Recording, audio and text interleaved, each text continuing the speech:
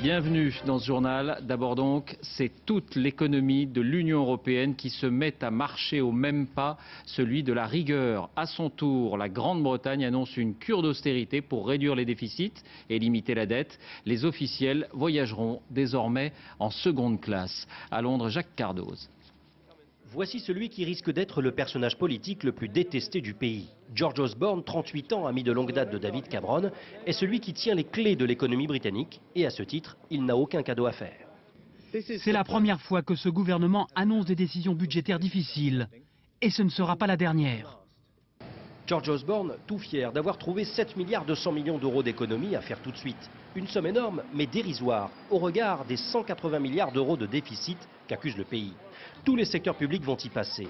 Fini par exemple ces spots publicitaires coûteux qui avertissent des dangers de l'alcool ou d'une conduite dangereuse. Fini aussi les frais de déplacement dispendieux. David Cameron et Nick Clegg se déplacent à pied dans Londres, prière de suivre l'exemple. D'ailleurs, les billets d'avion en classe affaires seront eux aussi distribués au compte-gouttes. Bref, voilà un programme qui rappelle aux Anglais d'autres temps difficiles. Margaret Thatcher, aux commandes du pays pendant 11 ans, était obsédée par la réduction des dépenses publiques, en bataille permanente contre l'État-providence. Voilà ce qu'elle répondait à ceux qui lui demandaient de lâcher du lest. La dame ne fait jamais demi-tour. Et ce qui était le cas il y a 30 ans risque bien de se répéter. On a un sérieux problème, même si c'est pas aussi grave que la Grèce.